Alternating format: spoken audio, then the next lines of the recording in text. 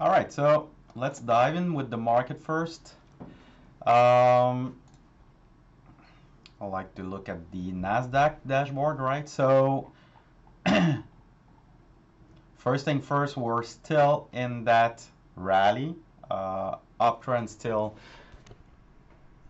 well in place. So we're trading at new all-time highs. I mean, not yesterday because we kind of reversed it, but we were trading at new highs. So breakout was confirmed. We retested that structure to kind of confirming that breakout, and now trading at new high. So price wise, there's nothing very concerning there. We are still above the range. And what I will look today is kind of the same similar action between QQQE and small cap action as well. So let's look at IWM, and that's what I want to show you. We're still in that trend, big beautiful trend. We had that kind of range building up. We had that higher low structure, and Wednesday we broke out, right? So nice breakout, new high. No idea if there was volume there, but breadth was still decent if we look at breadth. So breadth was at 85, 86 ish. So that's basically kind of a bread trust. Uh, that confirming the breakout in itself. And yesterday was kind of an expectation breaker for me. And from here, I want to explain both scenarios. And I'll use IWM, but that's basically the same kind of price action for QQQE as well. Uh, but essentially, we had breakout. Uh, we are now back inside the range structure, right? So we have two potential scenario from here. Either that it's a false breakout, a failed breakout, and then we fail and we come back in the range and potentially start a pullback. But the one scenario that I'm looking for first, just being always optimistic in my mindset before thinking about the potential scenario of breaking down and starting a pullback, I like to see the bullish case first. So the bullish case and second scenario that I will look at is a breakout and retest scenario. So we tried to break out on Wednesday. We came back to retest a structure yesterday. And let's see if we can hold that structure or maybe just shake out below if we have some weak action to start the day. But essentially holding that area right here on a retest of that range structure. So that would basically set the stage for next week as we can continue to grind higher in this trend. But keep in mind, if we do see a weak action and breadth and momentum to the downside are kind of picking up, then that first scenario of a failed breakout is coming back into play. So that's really what I'm looking today. Note that yesterday we also had kind of a divergence in credit spreads. So credit spreads were green while the market was green as well. So that's kind of a divergence. Usually they move inverse, right? So you have credit spreads going down while the market is going up. Hi guys, I'm just coming back in 2 minutes. I have to take this. Sorry.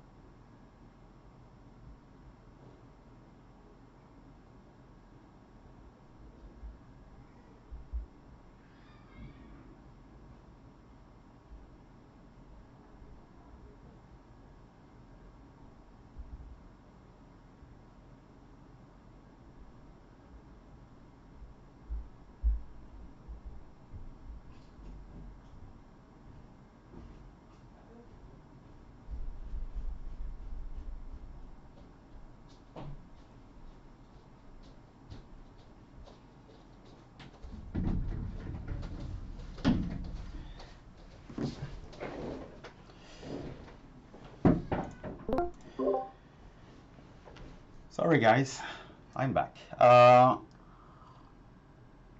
So yeah, divergence on credit spreads. We had the same divergence, not a big one to be honest, but the same one on VIX. Um, so like I said in last night's daily report, those are only kind of concerns and observations as of now, but we'll see how price action confirms any side of the story today. And the other kind of caution is Bitcoin. So Bitcoin was not able to hold that structure right here. So we had that July 15 and July 22, which was kind of created that structure.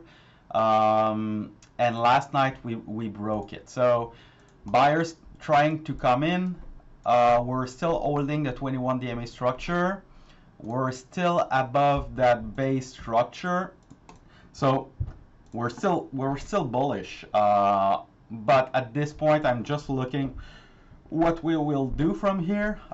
If we can stabilize before the weekend, or it does start some kind of short-term trend to maybe retest that base structure, set up some tight action below the 21 DMA structure before we see some kind of right side and trend continuation next week. So that's what I'm looking for on Bitcoin. And like I said, today we'll see if we confirm that fail breakout scenario, or we confirm the breakout and retest. As for the position, so yesterday I trimmed a few positions, right? Basically, I wanted to reduce my open risk. Do you still hear me, guys? Okay, perfect. Thank you. So yeah, I trimmed some exposure, and the reason is I wanted to just reduce my open risk, reduce my open ETH. So with the divergence, with Brett, kind of, I didn't cover that, but on Nasdaq as well. So McClellan oscillator just hooking down a bit. We have that hook down from overbought, and we have kind of the momentum sliding down a bit. So I was kind of just feeling a bit defensive, which is never a bad idea, especially how far we are in the trend. So I'm keeping that in mind as well. And also how the small caps kind of just pull back early this week. They tried to bounce, and we kind of sold into that bounce. And McClellan flipped down on the small caps yesterday, so that was kind of a big run up, and that's what I'm saying. This is kind of an expectation breaker in price, but also in breadth, as yesterday it was near a distribution day, and it was enough to flip back down that McClellan on the small caps. So that's why I trimmed some exposure. I don't want to go in cash. I will see how the position react. But so far everything is holding structure. So I trimmed this into strength. So for example, CRDO, I trim into the recent swing high area. Same thing for ARM as well. SMCI, same thing. So my head right now is maybe we need more time to build the right side. So there was that bounce from the shakeout. And what I expect, kind of my best case scenario, is we tighten up on the right side here, right? So while market might shake out or just going sideways and chop. That's what I want to see in my names after retesting those recent swing high structure on a lot of stocks. So yesterday was kind of that trimmed down exposure and risk. And I also always get the question, right? So, hey, you're not trimming at your 2 times ATR from the 21 DMA rule. And it's always the same thing when I don't take them at the exact price target. But keep in mind, a system is there to be flexible, and you have to recognize the environment and the market we're in. Right now, early in the trend, so if you traded that rally from the lows, during that time, in the first 2 months, everything was hitting 2 times ATR from the 21 DMA kind of 3-4 days after entry. It was really quick, and things got extended, and right now we're kind of let's take an example. Yeah, that's basically the example. So net is a great example of a winning stock. It was leading following the rally, the start of the rally, hitting 21 2 times ATR from the 21 DMA pretty fast after that entry. It was hitting as well the 5 times ATR from the 50 DMA. So kind of easy to de-risk into strength based on your rules. But what happens is often when you get further in the trend, you don't have the same momentum. So if you try to go for the same type of extensions, you'll likely not being able to trim at all, and then you will take a full loss or a break-even trade as things reverse and the market going into a pullback. So big momentum. And what we've seen in the last few weeks is you get 21 DMA structure trades, setups, and entry, but momentum is just not there. So you have those small swings, not enough to trigger my trimming extension rules, but still some nice trade to make. Even CRDO. That's kind of a 15% move, 12%, 14% move from entry in 3 days. But it didn't trigger my 2 times ATR from the 21 DMA because we're in that phase where big momentum was done, and we're either in base building, so more sideways, needed, a bit like I explained on SMCI. So maybe we tighten up on the right side, or we end that rally and we need to pull back deeper. I don't know. But just to say that we're kind of at this point where you have to be flexible with those framing rules, because you don't get that big momentum like we were getting at the start of the rally. Okay, so I won't review each position. If there's questions about a specific one, you can drop in the chat or request to take the mic. No worries. I'll just cover the focus list real quick because, like I said, 2 scenarios. There's still a scenario where we kind of ramp up higher and climax. So first thing is to follow price. So I want to be ready. So the 2 names that I have are Affirm. So still setting up at the 21 DMA. We're still having that high-low structure right into the 21 DMA structure right here. We failed to push above Wednesday's high, so failed the daily reversal yesterday, and that's why I got out of my position and just manage my risk overnight. So I'm still looking at this name. today, especially if we reclaim the 21 DMA, reclaim the 21 DMA structure. That's the kind of name that I will take action. And also Marvel, so MRVL, nice setup. That's a lagging name though, right? So you just want to take that into consideration when you open that kind of exposure. That might be a quicker swing, shorter time frame thinking, as it didn't show the same type of strength as the leaders. It's setting up late in the rally market cycle stage. So yeah, you can see it as a short swing. Earnings are a bit farther away, so we have time.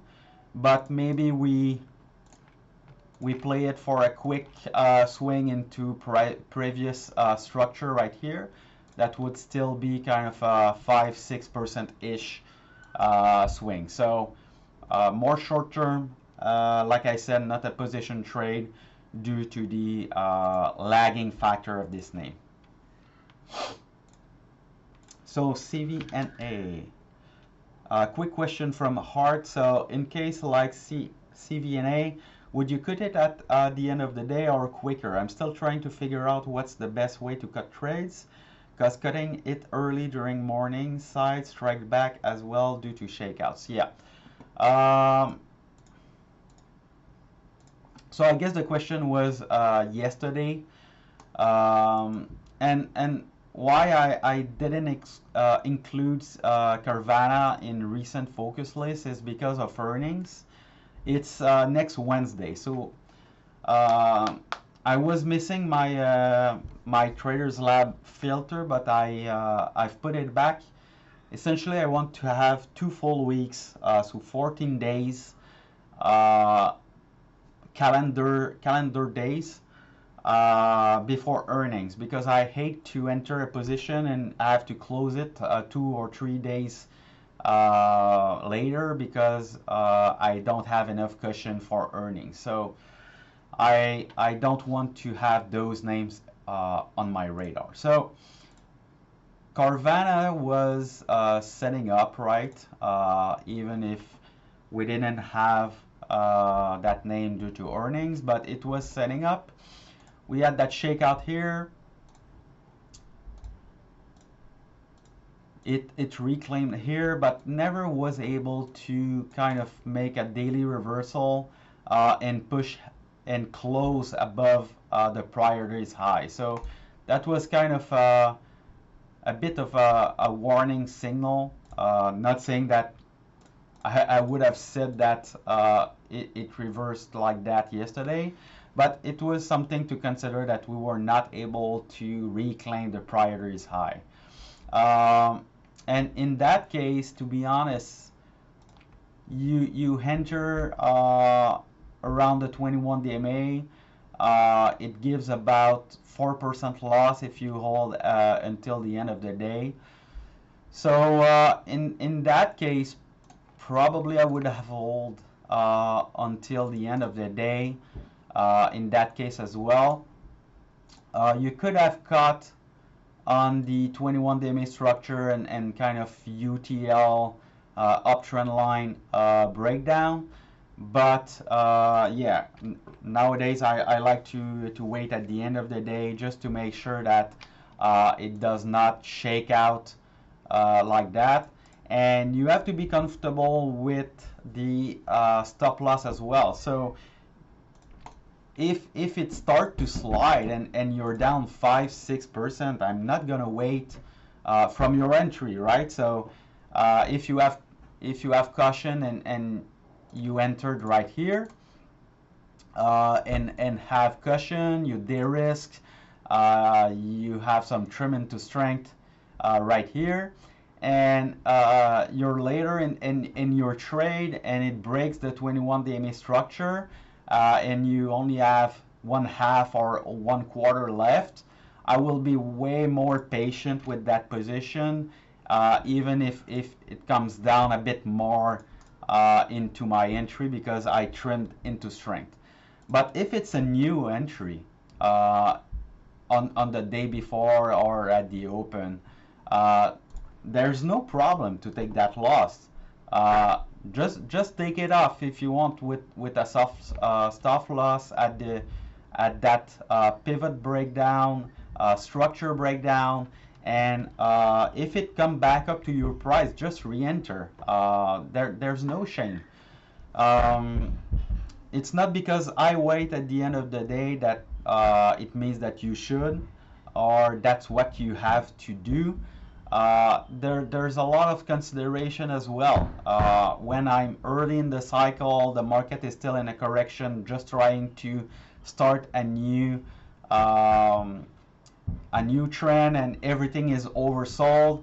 Um, I tend to be more patient with the position that are showing relative strength because everything is oversold and usually they are quickly bought back up. But late in the trend, there's no problem to be a bit quicker to react and take that loss.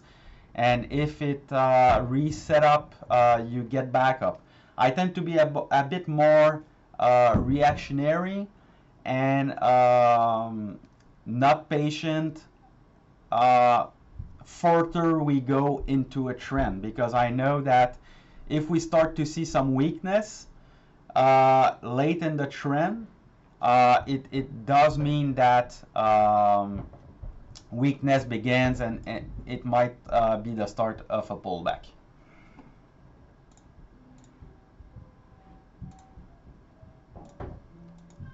Great. So Art is saying that it was his entry. So in that case, you have your trim. So in that case, I'm waiting at the end of the day. It's not a new position anymore. Risk is financed. So there's no problem to wait at the end of the day and just cut the trade before the close. Once it confirms that it really broke the 21-day MA structure and it closed below. Snow.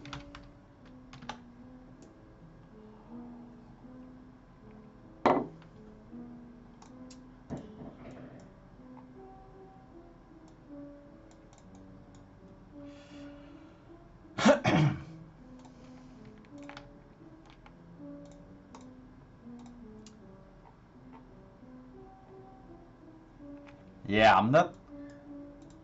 The setup is there, but so that was a daily reversal in the 21-day MA structure yesterday. It's definitely setting up, but so much market dependent. So it's not leading. It's trading below the 21-day MA structure at this point. There's so much stuff above the 21-day MA structure, and we're late in that trend. So you have to keep that perspective into mind, right? And yeah, I'm looking at some lagging names right now because that's what's setting up. But just keep in mind that if the market is getting tired, those setups that you see right now in leading names are not setups. They're just, and let's take Snow for example. There's no setups. That's early weakness that will resume to the downside as the market getting more tired and more tired. And that thing might have to retest that base area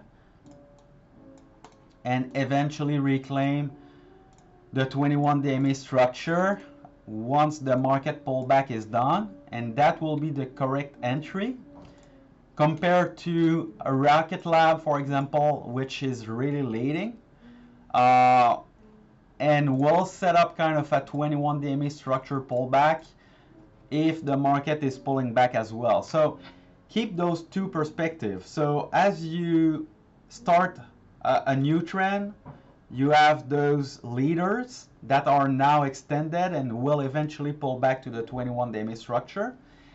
And later in the trend, you have those setups in the lagging names but I'm always suspicious because if the market is really tired and start to kind of show contracting breadth and price coming back into support, then those lagging names setting up were just early weakness, and they will be the first to break down. So always keep that in mind when you're late. Just make sure to not chase every setup, because what will happen is you will take a lot of open heat. You will take a lot of risk late in this in the trend, and days will fail as the market getting tired and break down. So just be cautious of that. This is a very important concept to have that situation awareness based off where we are in the trend.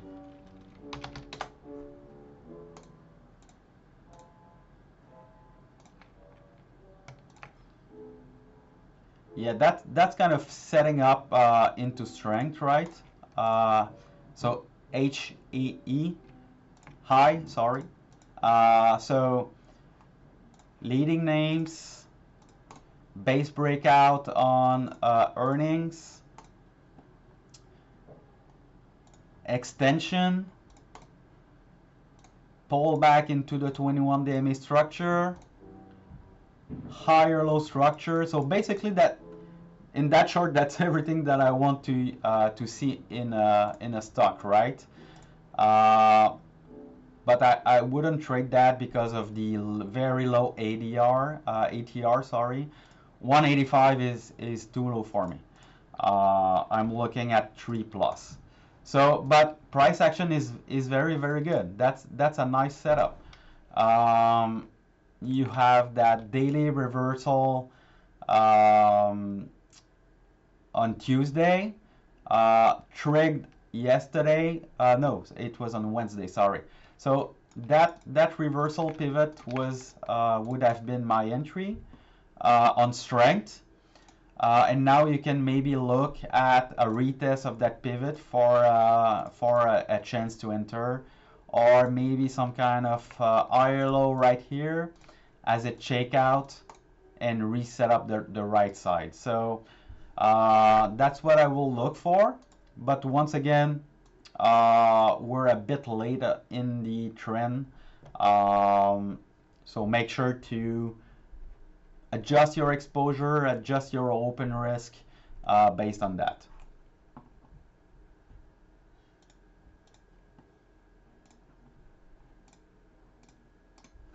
And I might sound bearish, guys, but not at all. I'm very very bullish, kind of midterm, but I'm also recognizing where we are in the trend. I don't want to anticipate anything, but it's been since the end of June that we didn't even retest the 21 DMA structure on the Qs. So that short term is certainly in my mind, to be a bit more cautious with exposure with my risk, because a snapback, let's take kind of 2020 for example, the snapback can happen very very fast.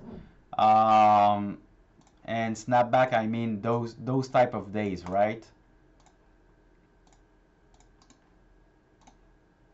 Usually in a extended in time and price market, uh, you have those shakeout in the 21 DMA structure that set up the next leg higher, and that's where I like to take my risk and position and be more aggressive.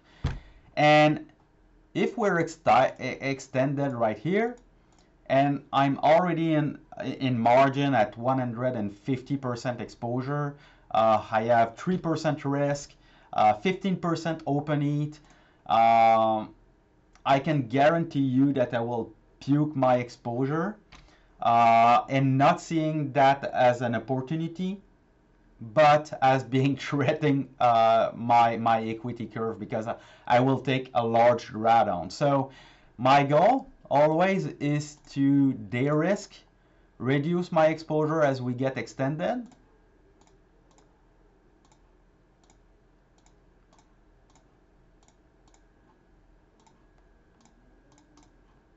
And when this happens, I don't want to be fearful. So that's the mindset that will set you apart. You de-risk on the way up, and when the market is coming down into support, you start to see them as opportunity instead of being fearful and puking your exposure. And now your exposure is maybe half size, quarter size. You are at 50-60% exposure. And when that happens, you have your leading stocks. You know where to execute on weakness, a bit like we had on Wednesday. So you open your exposure and you see that as an opportunity, and you can increase back your risk, increase back your exposure, and now you have really good entries in leading stocks near support levels. And that's the type of entry that will give you fast momentum and quick returns. A bit like CRDO this week, very good example. There was this shakeout in growth stocks, and that shakeout below the 21-day MA structure was an opportunity in my head. So when that happens, I didn't start to panic sell every exposure I had. I was looking instead to take some risk in leading stocks as they were shaking out below their structure.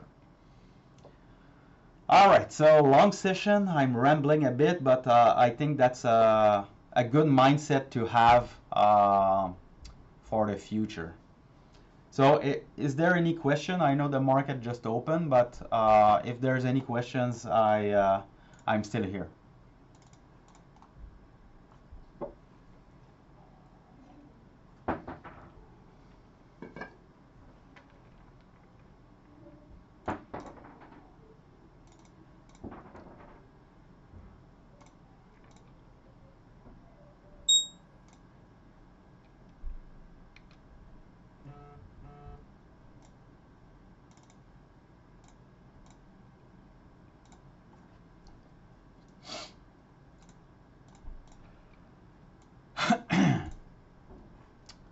So Rocket Lab, look for a two leg down pullback. That's my scenario right here. That will give kind of a pullback into the prior range breakout, and a bit like CRDO, kind of a shakeout below the 21-day MA structure. That's kind of the perfect scenario, pullback scenario I'm looking for on a Rocket Lab. And if that happens, I will look to increase back my exposure for sure. So market not that bad, guys. We're definitely seeing some buying. Reddit showing some strength. Daily reversal here at the open. We have earnings next week, so that's why I trimmed some. A-Lab very strong, confirming a potential daily reversal as well. App trying to push from that support area. SMCI holding the pivot, reversal pivot as well. CRDO inside day, and like I said, some tight action on the right side would be very welcome. Bitcoin retesting the base area, 21-day MA structure. ARM still in that range. Net still above reversal pivot. Palantir breaking new highs.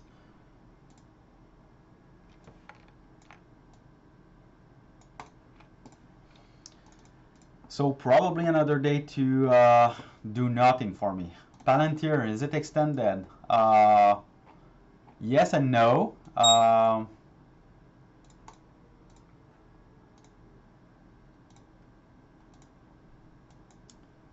Let me just take back Affirm.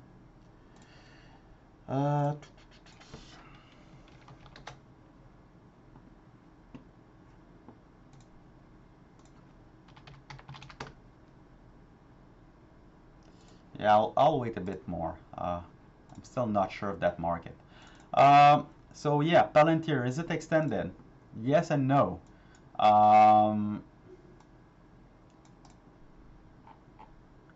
It was very extended here. Kind of big cup and handle base. A lot of chop right here. A lot of chop right here. So it was not an easy ride. There was a lot of shakeouts. And when I see a lot of shakeouts like that, price can go way further. And I wouldn't be surprised if we run into earnings from here. We retested that 21 DMA structure and base area on Tuesday, so we kind of confirmed that it was holding as support. We're breaking out to a new high, and right now a bit extended from the 21 DMA, but that's the kind of action that we can grind higher. And we're still only at 4 times ATR from the 50 DMA, so it's not very extended, and we're just flashing short-term extension right now today on that breakout. So I wouldn't be too concerned with Palantir being too extended, to be honest.